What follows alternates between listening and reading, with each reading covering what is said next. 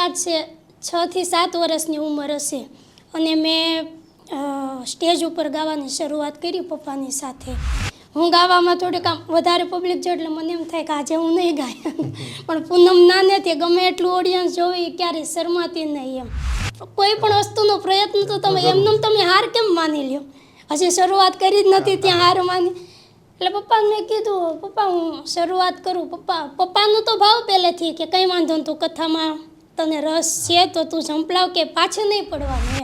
એટલે એ સંતો પાસેથી હું તો એમ જ કહું કે રામકથાને જે લોકો પી ગયા છે, પોતે આખી કથા જેને મુખ્ય હોય, એ સંતોને એમ કહું ભાઈ મારી ક્યાંય ભૂલ હોય તો તમે મને કહેજો, મારે શીખવાનું હોય તમારી પાસેથી. પણ વિદ્વાન સંતો જે છે એ લોકો એવું કહે કે ના બેટા સરસ, તારી રીતે સરળ શૈલીમાં કથાને જે રીતે ન્યાય આપવો જોઈએ એ રીતે તો આપે છે.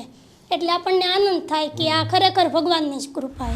દીન દયાલા કૌશલ્યા હિતકારી હર્ષિત મહતારી મુનિ મનહારી અદ્ભુત રૂપ વિચારી.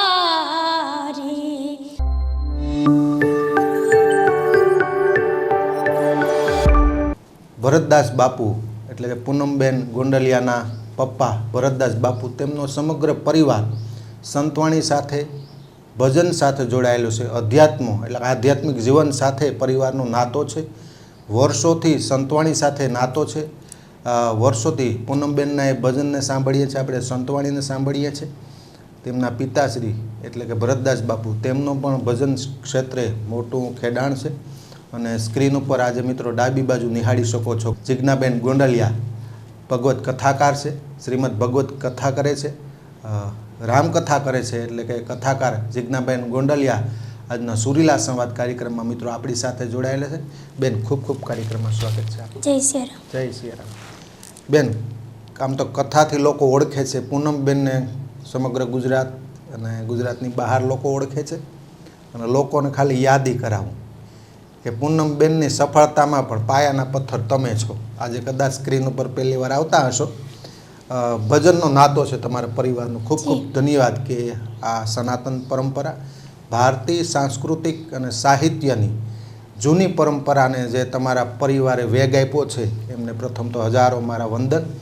કે સમગ્ર પરિવાર ત્યાગ ભાવના સાથે લોકોમાં પરિવર્તન આવે, ભજનની પરંપરા અને સંતવાણીની પરંપરા કેવી રીતે ટકે તેવા હેતુ સાથે સાધુ પરિવારમાંથી આવો છો ને, જે એક જવાબદારી હોય છે સાધુમાં, એ કહે ને કે જવાબદારી નિભાવવાની હોય છે, એ સંપૂર્ણ તમે નિભાવી છે. એ વાતનો ખૂબ આનંદ છે બેન. અનેક પ્રકારની વાતો કરવી છે મારે આ કાર્યક્રમમાં, પણ બેઝિક આમ તો તમારું ભજનમય જીવન છે, બહુ ફોર્માલિટી નહીં કરી. સાધુ પરિવાર છો, ભજન પરિવારમાં હોય છતાં પણ જે ભજનનું બેકગ્રાઉન્ડ તમને મળે છે બાળપણમાં, એ પિતા પાસે જ કેવી રીતે મળે છે? હા વિજયભાઈ, આમ તો બાળપણથી જ જ્યારે મારી ઉંમરે માનો કે 6-7 વર્ષની ઉંમર હશે, ત્યારથી મારા માતા અને પિતા, મમ્મી અને પપ્પા બંને ભજન સંતવાણી. આમ તો મૂળ અમે સાધુ, વૈષ્ણવ માર્ગી સાધુ. એટલે આમ કહેવાય ને ભજન તો અમારી ખેતી કહેવાય. જેમ પટેલ લોકો ખેતરમાં ખેતી કરે એમ ભજન એ અમારી ખેતી છે. એટલે મૂળ સાધુ અમે. મૂળ રામજી મંદિરની સેવા પૂજા કરવી. મમ્મી પપ્પા પહેલાંથી જ ભજનમાં સંતવાણી કરવા જતા. અમે નાના 6-7 વર્ષની મારી ઉંમર હશે ત્યારથી અમે એમની જોડે જતા. રાતના જ્યારે કાર્યક્રમ હોય એટલે મમ્મી પપ્પા ભજન ગાતા, એટલે અમને બેઠા સાંભળતા. એટલે સાંભળતા અમને એમ થાય મમ્મી પપ્પા ગાય છે તો આપણને પછી ભજન એ કાંઈ લખવા ન પડતા કે યાદ રાખવા ન પડતા, ઓટોમેટિક એ ભજન આપણને યાદ રહી જતું. એટલે એમ થાય મમ્મી પપ્પા ગાય છે તો એકાદું ભજન હું પણ ગાઈ નાખું, એવું થતું. એટલે ક્યારેક પપ્પાને હારે એકલું પણ જવાનું થાય, એટલે પપ્પા એમ કે બેન તારે ગાવું છે તો એકાદી ધૂન ગા.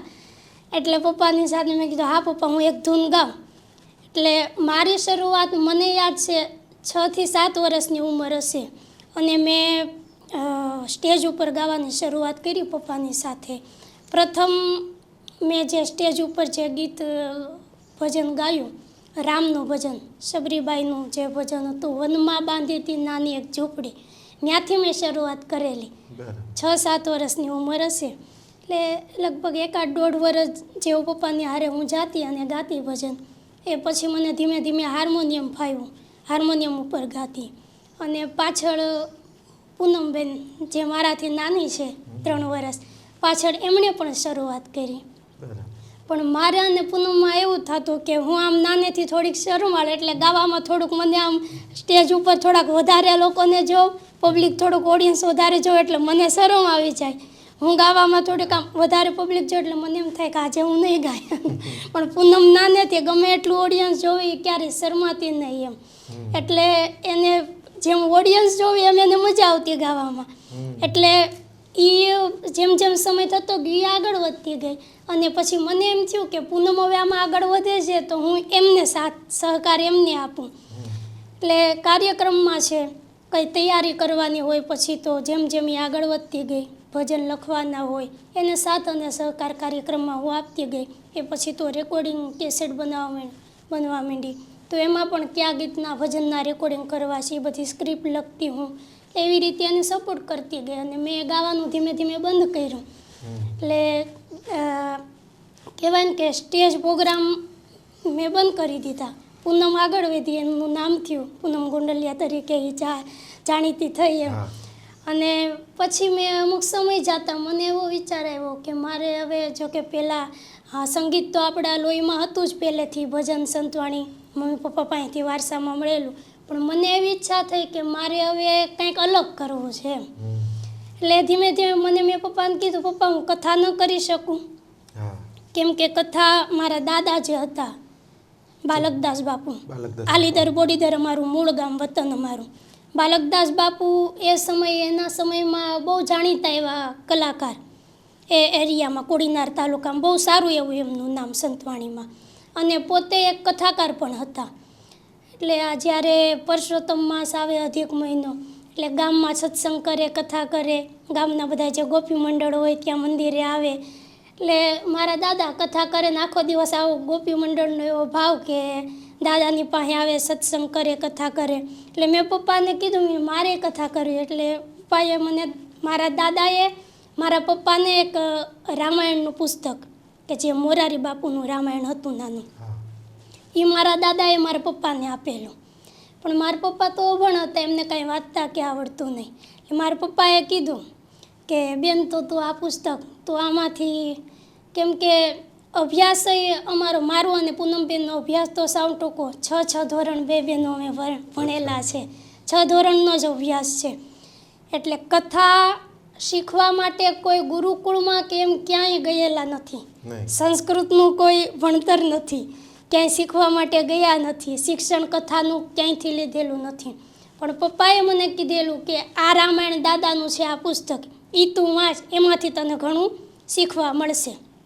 એટલે એ રામાયણનું પુસ્તક એને વાંચીને મેં એમાંથી પ્રસંગો અને પછી તો કથાઓ એમાં રુચિ હતી મારી. એટલે મોરારી બાપુને અનેક કથાકારોને, પૂજ્ય કંકેશ્વરી માતાજી છે એમને સાંભળતી હું ને મારી રુચિ એમાં વધતી ગઈ અને મેં કથાની એવી રીતે શરૂઆત કરી. વાહ. પણ તમે કીધું ને કે કોઈ સંસ્કૃત શાળામાં નથી ગયા, કથાકાર તરીકે કોઈ અભ્યાસ નથી કર્યો, આ અંદરનું કોઠા જ્ઞાન અને અંદરનો રસ ટૂંકમાં, સત બોલવું સજનતા અને દાતારી સુર પંથ એતા અભ્યાસ ન મળે બિના કૃપા ભગવાન. હા, તો ઈશ્વરની કૃપા હોય તો થાય અને સાધુ જીવનમાં ઉતરી આવે. બેન બેઝિક વાત કરી, આ બેઝિક પરિચય હતો. હવે શરૂઆત થાય છે મુલાકાતની ધીરે ધીરે. બેન થોડી વાર બેક સાઈડ આવી, ફરી વાર બંને કાર્યક્રમોમાં જતા પૂનમબેન તમે, ભરતદાસ બાપુ એ પણ ભજનના કાર્યક્રમ જતા, કાર્યક્રમ એમનો તમે એની સાથે જતા બાપુ સાથે, એ વચ્ચેનો કોમ્યુનિકેશન હોય પ્રોગ્રામમાં જતા હોય ત્યારનો એ માહોલ અલગ હોય. આ માહોલ ઉપર આવવું છે, તમે બંને સાથે કાર્યક્રમોમાં જતા ત્યારે એમ કેવો માહોલ બનતો? કે 1-1.5 વર્ષ સુધી પહેલાં મેં ગાયું, પછી પૂનમ એક જ ગાતા? હા, પહેલાં હું ગાતી, પૂનમ પછી તૈયાર થઈ ગાવામાં. એટલે પૂનમે ગાવાની શરૂઆત કરી પછી મને એમ થતું કે ના, પૂનમ ગાય છે ને એ બરાબર છે, ક્યાંય પણ કાર્યક્રમમાં જાય, પૂનમે જ્યારથી ગાવાની શરૂઆત કરી એટલે પ્રોગ્રામમાં જાય ને એટલે પહેલો રાઉન્ડ પૂનમને જ લેવાનો. અચ્છા. મારો એવો ભાવ કે પહેલાં તું 2 ભજન પહેલાં તું ગા, કેમ કે મારાથી નાની હતી એટલે સ્વાભાવિક છે કે એને રાતના 10 વાગ્યે કાર્યક્રમ ચાલુ થાય એટલે પપ્પા ગણપતિ સ્થાપે, ગણેશોના થાય ને આવું બધું 12 વાગી જાય. મારે ગાવાનું, મારે રાઉન્ડ લેવાનું, એ સમયે 12 વાગી જાય. 12 વાગે પૂનમ મારાથી 3 વર્ષ નાની એટલે એવા સમયે તેનો નિંદરનો સમય થઈ જાય, હુઈ જવાનું હોય. એટલે હું એમ કહું પહેલાં પૂનમ તું ગાઈ લે એમ. એટલે પહેલાં એ રાઉન્ડ લે અને પછી હું રાઉન્ડ, પહેલાં પૂનમને ગૌરાવું પછી હું ગાઉં. અને પહેલાં શરૂઆતમાં એ હાર્મોનિયમ નહોતી વગાડતી. તમે સાથે વગાડતા? હા, હું વગાડું અને પૂનમ ગાતી. પછી ધીમે ધીમે એમને પણ હાર્મોનિયમ ફાવ્યું એટલે હાર્મોનિયમ વગાડીને જ પહેલાં રાઉન્ડ લેતી. અચ્છા, પછી ઘરે પણ હાર્મોનિયમ શીખવાડવાની વાત હોય? હા. શીખવાડ્યું આખું એ પણ ક્લાસ માંગી નહીં ગયા હોય? ના, તો એ ઘરે તમે શીખવાડતા? ક્લાસ એકેય પ્રકારના નહીં, કોઈ ના નહીં. ગાવા જવાના નહીં, કંઈ શીખવા જવાના નહીં કે કથામાં મેં પણ ક્યાંય ક્લાસ નહીં. ગાવાનું પણ ઘરે જ. મેં તમને કીધું ને જેમ મમ્મી પપ્પા ગાતા એમ એ ભજન આખું મોઢે એટલે ગાવા બે સીધું ગાય જ નાખવાનું, એનો કંઈ ક્લાસ નહીં. હાર્મોનિયમ તો એનો ક્યાંય ક્લાસ નહીં. ઘરમાં જ હાર્મોનિયમ હોય એટલે રુચિ તો પહેલેથી એમાં જ બંને બહેનોને, મને હતી પૂનમને. મેં પણ, મને કોઈ દિવસ એવું નથી યાદ કે હું હાર્મોનિયમ શીખવા માટે બેઠી છું એમ. આમ કોઈ ધૂન મગજમાં હોય પહેલાં શરૂઆત તો શ્રીરામ જય રામથી હાર્મોનિયમમાં કરેલી. એટલે આમ માતાજીને જ કુદરતી સરસ્વતી માની કૃપા કયો કે આમ હાર્મોનિયમ ઉપર હાથ મૂક્યો એટલે એ આંગળી ફરવા જ માંડી, એ જ ધૂન વાગે.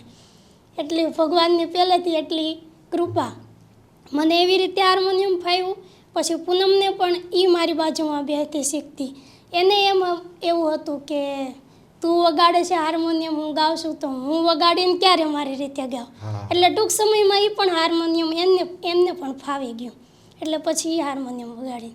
એ સમયે વિજયભાઈ એવું હતું કે લેડીઝ કલાકારો લગભગ હાર્મોનિયમ બહુ ઓછા ન વગાડતા. જેન્ટ્સ હાર્મોનિયમ વગાડતા અને લેડીઝ બાજુમાં બેસી અને સંતવાણી કાર્યક્રમ ડાયરા હોય તો એવી રીતે લેડીઝ બહુ હાર્મોનિયમ નહોતા વગાડતા એ સમયમાં. પછી ભાઈઓને પણ આમ તો ફાવે છે ગાવાનું? હા. તો એ તમારી પાસેથી શીખ્યા? હા, 3 ભાઈઓ છે, જેમાં મોટો ભાઈ મસ્તરામ છે જે હાલ મારી ભેગો કથામાં જ છે. ઘણા કથાકારો ભેગો ગાવા છે, બહુ સારું ગાય છે.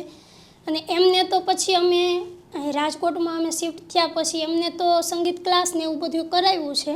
એટલે એમણે તો બધું આ શાસ્ત્રીય સંગીતને બધા ક્લાસને એમણે બધું કરેલું છે. પણ ટૂંકમાં એમની રુચિ ખરી એમ કે ફાવતું તો હતું જ એને. શરૂઆત ક્લાસમાંથી એણે કરીને એવું નહીં, ફાવતું હતું. પણ આ તો એમ કે એ આમાં એની રુચિ છે તો આપણે એમને ક્લાસ કરાવીએ, આપણે તો નથી કરી શક્યા.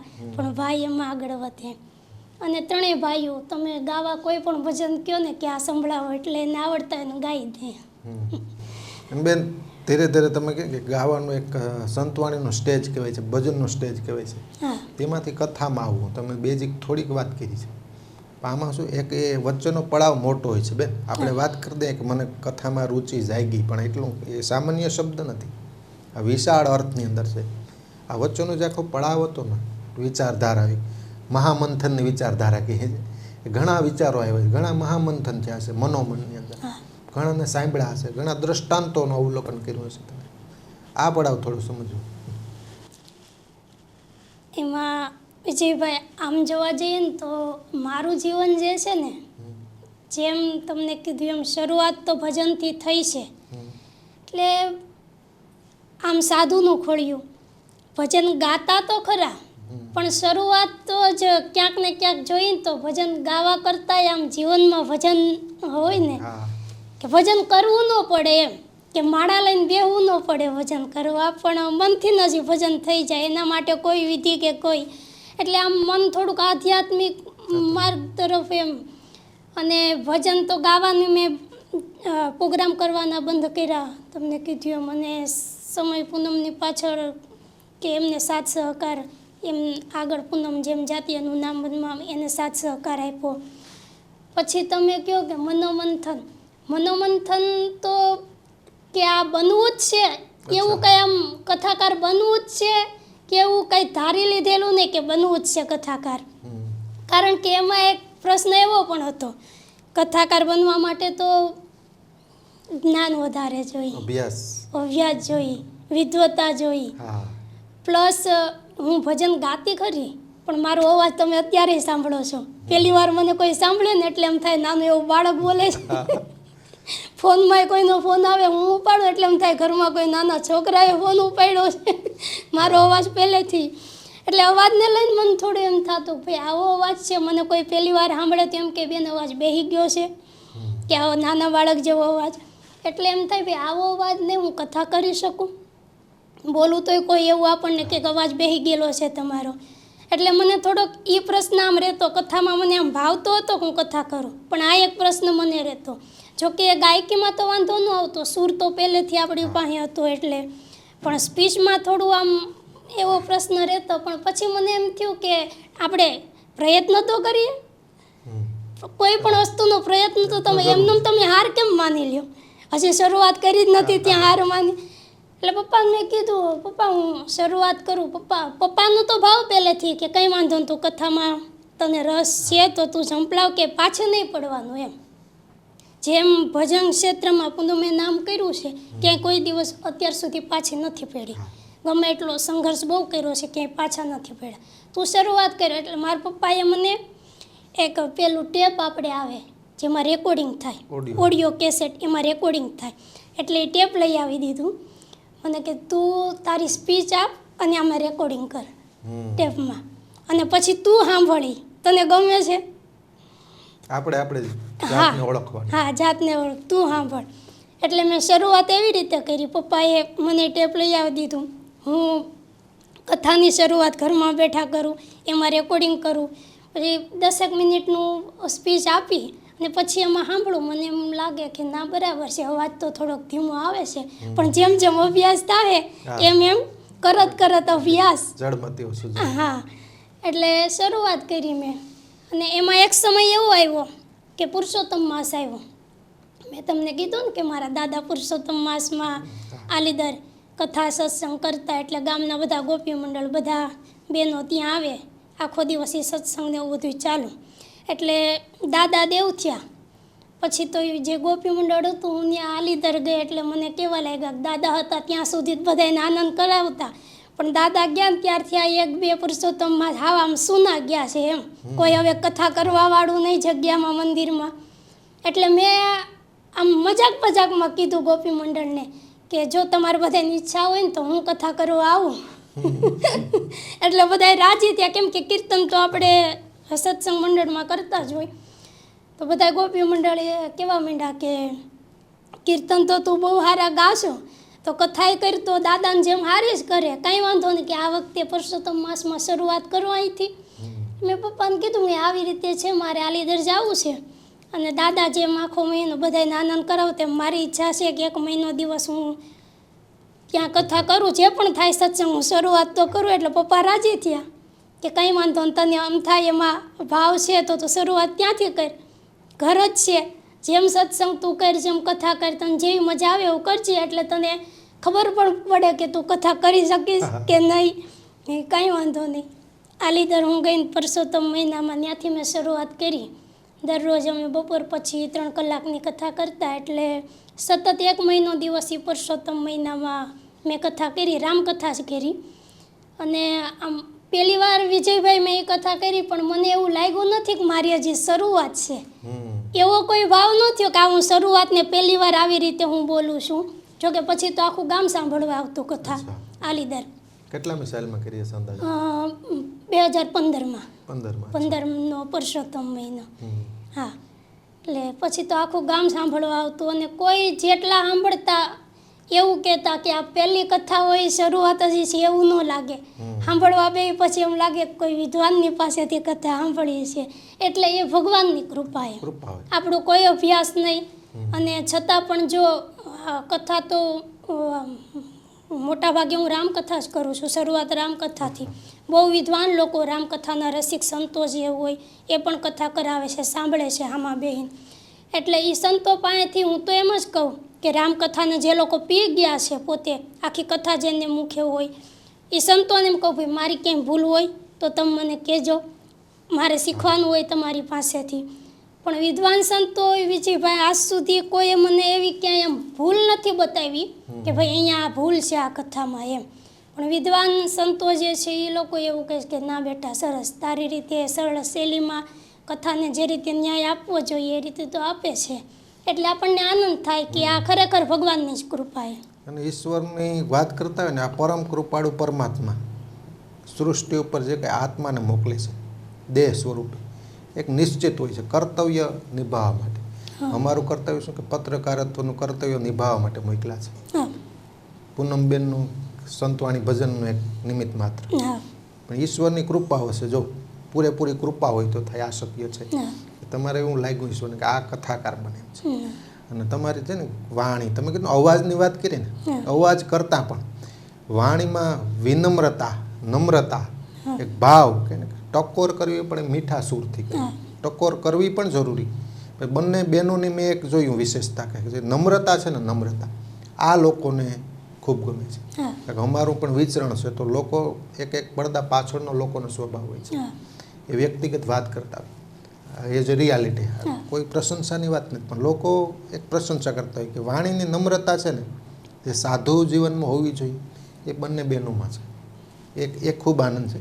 અને બેન બીજું ધીરે ધીરે વાત, ત્યારબાદ કથા ક્ષેત્રમાં આવ્યા, રામકથાની પ્રથમ વાત કરી, પછી આમ ક્રમશ કઈ રીતે યોગ્ય ગેપમાં કથા મળતી ગઈ, બીજી કથા ક્યાં કરી પછી ત્યાં જ કથા ચાલુ હતી આલીદરમાં જ. અને એ કથામાં જ રામ વિવાહની ને એવી ઉજવણી. પછી તો આખું ગામ એ કથામાં જોડાયું. અને આ ગામડામાં તો સ્વાભાવિક આ ગોપી મહિનો, પરસોત્તમ મહિનો હોય એટલે એ ગામડામાં તો આનંદનો જ માહોલ હોય આખો. એટલે સીતારામ વિવાહમાં આખું ગામ જોડાયું, બહુ ધામધૂમથી ભગવાનના લગ્ન કર્યા ને એવું બધું. એટલે અહીંથી મારા પપ્પા ને એ લોકો બધા રાજકોટથી આલીદર આવ્યા. અને એમણે જે માહોલ જોયો અને કથા મને વ્યાસપીઠ ઉપરથી કરતા જોઈ એટલે એને આનંદ એવો થયો. જોકે મારો સ્વભાવ પહેલેથી એવો વિજયભાઈ કે મારે છે ને બોલવાની બહુ ઓછી ટેવ. મેં તમને કીધું ને કે આમ પ્રોગ્રામમાં થોડાક વધારે લોકો જોઈ જાવ તો હું શરમાળે એમ. એટલે બોલવાની ઘરમાં મારી આદત બહુ ઓછી, બહુ ઓછું બોલું એમ. એટલે પપ્પાને પહેલાં તો એમ કે ભાઈ આ કથા કરવા જાય છે, આની આદત ઘરમાંય બોલવાની ઓછી, બહુ ઓછું, 2 વાર પૂછી ત્યારે માંડી 1 વાર જવાબ દેતી હોય. એટલે થોડુંક એને મનમાં એમ થતું ભાઈ આ મહિનો દિવસ કેમ પૂરો કરશે, કે કેવી શરૂઆત કરશે, કે કઈ રીતે. પણ પછી એ લોકોએ ત્યાં આવીને જોયું કે આટલા સમયથી આ કંઈક પુરુષોત્તમ માસના 22-23મા દિવસે વિવાહનું આયોજન, ભગવાનના વિવાહનું અમે ગોઠવેલું. અને અહીંથી આવ્યા પપ્પાને જોયું કથાને બધું આમ આયોજનને બધાય પાસેથી સાંભળ્યું. ગામના વડીલો હતા એમની પાસેથી. એટલે બધાએ કીધું મારા પપ્પાને કે બહુ સારી કથા કરે છે. એટલે પપ્પા રાજી થયા. અને પપ્પાની ભેગા જ 2-3 સંતો બધા આવેલા કથામાં ત્યાં સાંભળવા માટે. એટલે એમાંથી 1-2 સંતો જે હતા એ ત્યારે જ મને કથાના મુહૂર્ત દીધા. હા, એ જ સમયે. એક તો ભાદા જાળિયા ધોરાજી પાસે આવ્યું, ત્યાંથી એક બાપુ હતા. એટલે એ ભાદા જાળિયા મેં 3 રામકથા કરી છે. એટલે એ મુહૂર્ત મને ત્યાંથી જ મળેલું. અને એ પૂરી કરીને આવી અને તરત જ રાજકોટમાં જ રાધેશ્યામ ગૌશાળા છે, લૂલી લંગડી ગાયો ત્યાં સેવા થાય એમની. એ ગૌશાળામાં રામકથાનું આયોજન થયું. અને પછી મારા મામાનું ગામ છે સુડાવડ, ત્યાંથી સીધું ત્યાં આયોજન. એટલે આમ ધીમે ધીમે મને જે લોકો સાંભળતા ગયા, એટલે જેનો ભાવ હતો મારા પ્રતિ કે ભાઈ હજી શરૂઆત છે તો આપણે એમને થોડોક સાથ આપી તેનો ઉત્સાહ વધે, એવી રીતે એમ કથા કરતી ગઈ અને ધીમે ધીમે આમ આગળ વધતી ગઈ. તો તમારી કથામાં કદાચ પૂનમબેનને ગાવાનું આવતું હોય એવું બનતું હશે. હા, હા, પૂનમબેન આવે ને કથા દરમિયાન, એ જ્યારે ફ્રી હોય ત્યારે કથામાં પણ હાજરી આપે. અને આવે ત્યારે પોતે જ એમ કે ભાઈ કોઈ ગાયક કલાકાર તરીકે મારી કથામાં એ આવે છે કે એવું નહીં. કથામાં જ્યારે આવે એટલે તરત મારી ભેગા ગાવામાં મસ્તરામ હોય ભાઈ. એટલે હાર્મોનિયમ ઉપર પૂનમબેન પણ બેસી જાય ને મારી સાથે ગાવામાં જ્યારે આવે ત્યારે. બેન, તમારો મૂળ પાયો જે ગાયકી છે ને એને લીધે કથા ઉપર એની અસર થતી હોય છે. કોઈ વિદ્વતા હોય ને, વિદ્વાન બનતો હોય ને એનો પુસ્તકનો અભ્યાસ મોટો હોય છે ત્યારે વિદ્વાન બનતો હોય. તમારું પર કોઈ પણ કથાકાર બને ને, ગાયકીમાંથી કથા ક્ષેત્રમાં આવે ને, એ એક ઉત્સાહ અલગ હોય. શું કામ? કથાકારને ગાયકીનો આધાર લેવો પડતો હોય હંમેશા, દરેક કથાકારને. તમે એક કલાકાર જ છો, લગભગ તમારે ઓલા જે હોય ને બેકગ્રાઉન્ડ હા. ગાયકો એનો આધાર મને એમ લાગે છે નથી લેવો પડતો કથામાં, કારણ કે તમે એક કલાકાર છો. હા એટલે એ બંને ટૂંકમાં સાથે કોમ્યુનિકેશન સારું છે હા બંને. આમ સૂરનું જેને ઓછું જ્ઞાન હોય હા. સૂરનું એને હું એક એવી કોઈ પણ કથાકાર હોય કે આમ જો કે કથાકારને સુરીલા તો હોય જ, હા. એવું નથી હોતું, પણ એના ક્લાસ કરવા પડે, સંગીત ક્ષેત્રના એને ક્લાસ. અને જેને ઓછું જ્ઞાન હોય સૂરનું, હાર્મોનિયમ ન ફાવતું હોય, હા. એને શું કરવું પડે વિજયભાઈ કે કથામાં એક જ કલાકારને એને સાથે રાખવા પડે કે એ કલાકાર હોય હા. તો જ એક ઈ એની ટીમ બાંધવી પડે. હા ટીમ બાંધવી પડે કે એની સિવાય એને ફાવે નહીં કથામાં, કે કથામાં એની જ જરૂર પડે, કોઈ પણ એક કલાકાર હોય કથાકારને એની જ જરૂર પડે. મારે તો શું કે આમ સૂરનું જ્ઞાન એટલે મને એવું નહીં ભાઈ મસ્તેરામ તો મારી ભેગો હોય જ છે, પણ કદાચ જો એ ન હોય અને ક્યાંય બીજે ઘણા કથાકારો ભેગો પોતે જાય છે, બીજા કોઈની કથા એણે લઈ લીધી હોય અને મારી કથા હોય તો મસ્તેરામનું હોય, ગમે એવો નવો કલાકાર મારી ભેગો આવે ને તો મારી ભેગો ઈ તરત સેટ થઈ જાય. હમ. કેમ કે એમને પણ એવું ન લાગે, કારણ કે સૂરની પકડ તો મારી પાસે હોય છે, એટલે એને એમ ન લાગે કે ભાઈ કોઈ કથાકાર ભેગા જાય એટલે એને શરૂઆતમાં એમ થાય નવું કેમ કે કથાને હારે મેચ, સૂરને મેચ કરવો ને એની હારે કથાકાર સૂર પકડતા એમને થોડોક સમય લે. હા, પણ મારે વાંધો ન આવે, ગમે એવો નવો કલાકાર મારી ભેગો આવે, કોઈ તબલસી કોઈ નવા આવે, ટૂંકમાં કોઈ પણ સંગીતકાર ગ્રુપ છે નવા આવે તો મને કોઈ તકલીફ ન પડે, ગમે એની હારે મારે સેટ થઈ જાય એમ.